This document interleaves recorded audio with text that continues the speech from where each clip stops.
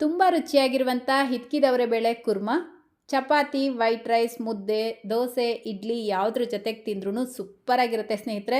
ಮಾಡೋದಂತೂ ತುಂಬಾ ಸುಲಭ, ರುಚಿ ಮಾತ್ರ ಸಕ್ಕತ್ತಾಗಿರುತ್ತೆ. ಬನ್ನಿ ಮಾಡೋದು ಯಾವ ರೀತಿ ಅಂತ ನೋಡೋಣ.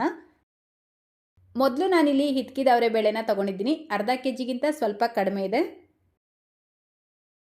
ಈಗ ಒಂದು ಮಸಾಲೆ ರುಬ್ಕೊಳ್ಳೋದಕ್ಕೆ ಒಂದು ಬ್ಲೆಂಡರ್ ಜಾರ್ಗೆ ಅರ್ಧ ಕಪ್ ತೆಂಗಿನಕಾಯಿ, 3 ಟೇಬಲ್ ಸ್ಪೂನ್ ಹುರ್ಗಡ್ಲೆ, 4 ರಿಂದ 5 ಮೆಣಸಿನ್ಕಾಯಿ. ಸಾರಿಗೆ ಬರೀ ಮೆಣಸಿನ್ಕಾಯಿನೇ ಸೇರಿಸ್ತಾ ಇರೋದು, ಮೆಣಸಿನ ಪುಡಿನ ಉಪಯೋಗಿಸ್ತಾ ಇಲ್ಲ.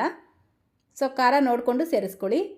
ಇದರ ಜೊತೆಗೇ 1 ಟೇಬಲ್ ಸ್ಪೂನ್ ಗಸಗಸೆ, ಸ್ವಲ್ಪ ಕೊತ್ತಂಬರಿ ಸೊಪ್ಪು, 1 ಪೀಸ್ ಚಕ್ಕೆ, 4 ಲವಂಗ, 1 ಏಲಕ್ಕಿನ ಸೇರಿಸ್ಬಿಟ್ಟು ಸ್ವಲ್ಪ ನೀರು ಸೇರಿಸಿ ನುಣ್ಣಗೆ ರುಬ್ಬಿ ತೆಗೆದಿಟ್ಕೊಳ್ಬೇಕು.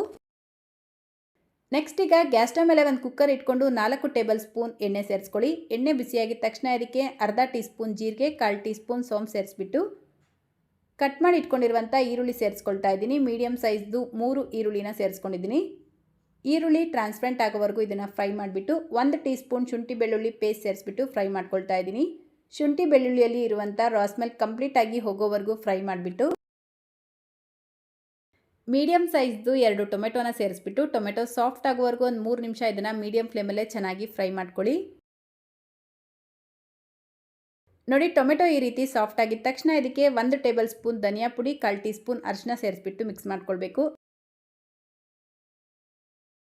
ಈಗ ಇದಕ್ಕೆ ಹಿತ್ಕಿದವರೆ ಬೇಳೆನ ಸೇರಿಸ್ಕೊಂಡು ರುಚಿಗೆ ತಕ್ಕಷ್ಟು ಉಪ್ಪು ಸೇರಿಸಿ 1-2 ನಿಮಿಷ ಈ ಮಸಾಲೆ ಜೊತೆಗೆ ಇದನ್ನು ಹೈ ಫ್ಲೇಮಲ್ಲೇ ಚೆನ್ನಾಗಿ ಫ್ರೈ ಮಾಡ್ಕೊಳ್ಳಿ.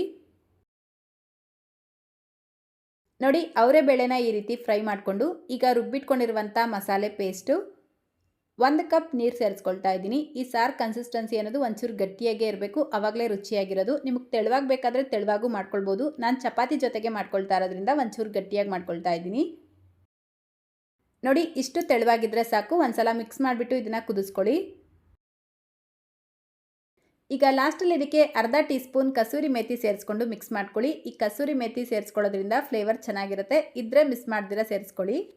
ಲಿಡ್ನ ಕ್ಲೋಸ್ ಮಾಡಿ ಹೈ ಫ್ಲೇಮಲ್ಲೇ 1 ವಿಷಲ್ ಕೂಗಿಸ್ಕೊಳ್ಬೇಕು. 1 ವಿಷಲ್ಗಿಂತ ಜಾಸ್ತಿ ಕೂಗಿಸ್ಕೊಳ್ಬಾರ್ದು. ಆ ರೀತಿ ಮಾಡಿದ್ರೆ ನೀವು ಸೇರಿಸಿರುವಂಥ ಹಿತ್ಕಿದವರೆ ಬೇಳೆ ಪೇಸ್ಟ್ ಆಗಿಬಿಡುತ್ತೆ.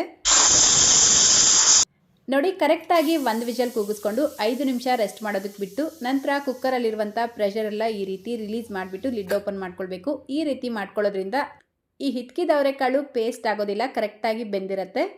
ಅಥವಾ ನೀವು ಬೇಕಿದ್ರೆ ಇದೇ ಪ್ರಾಸೆಸ್ನ ಪಾತ್ರೆಯಲ್ಲೂ ಮಾಡ್ಕೊಳ್ಬೋದು. ನೋಡಿ, ಲಾಸ್ಟಲ್ಲಿ ಇದಕ್ಕೆ ಒಂಚೂರು ಕೊತ್ತಂಬರಿ ಸೊಪ್ಪನ್ನ ಸೇರಿಸ್ಕೊಂಡ್ರೆ ಘಮ ಘಮ ಅಂತ ರುಚಿಯಾಗಿರುವಂಥ ಹಿತ್ಕಿದವರೆ ಬೇಳೆ ಕುರ್ಮಾ ರೆಡಿಯಾಗುತ್ತೆ. ನಾನು ಇದನ್ನು ಚಪಾತಿ ಜೊತೆಗೆ ಸರ್ವ್ ಮಾಡಿದ್ದೆ, ಸಖತ್ತಾಗಿತ್ತು. ನಾನು ಆಗಲೇ ತಿಳಿಸ್ದಾಗೆ ನೀವು ಯಾವುದ್ರ ಜೊತೆಗೆ ಬೇಕಾದರೂ ತಿನ್ಬೋದು, ಸೂಪರಾಗಿರುತ್ತೆ. ಇವತ್ತಿನ ಈ ಸಿಂಪಲ್ ಆ್ಯಂಡ್ ಟೇಸ್ಟಿಯಾಗಿರುವಂಥ ಹಿತ್ಕಿದವರೆ ಬೇಳೆ ಕುರ್ಮಾ ನಿಮ್ಮೆಲ್ಲರಿಗೂ ಇಷ್ಟ ಆಗಿದೆ ಅಂತ ಅಂದ್ಕೊಳ್ತೀನಿ. ಇಷ್ಟ ಆಗಿದ್ರೆ ಈ ವಿಡಿಯೋಗೊಂದು ಲೈಕ್ ಮಾಡಿ, ಶೇರ್ ಮಾಡಿ. ನಮ್ಮ ಚಾನಲ್ನ ಇದೇ ಮೊದಲನೇ ಸಲ ನೋಡ್ತಾ ಇದ್ದರೆ ಸಬ್ಸ್ಕ್ರೈಬ್ ಮಾಡಿಕೊಂಡು ಬೆಲ್ಲೈಕನ್ನ ಕ್ಲಿಕ್ ಮಾಡಿ, ಆಲ್ ಅನ್ನೋ ಆಪ್ಷನ್ನ ಕ್ಲಿಕ್ ಮಾಡ್ಕೊಳ್ಳಿ. ಇದೇ ರೀತಿ ಮತ್ತೊಂದು ಟೇಸ್ಟಿ ಆ್ಯಂಡ್ ಹೆಲ್ತ್ ರೆಸಿಪಿಯೊಂದಿಗೆ ಸಿಗೋಣ. Thank you.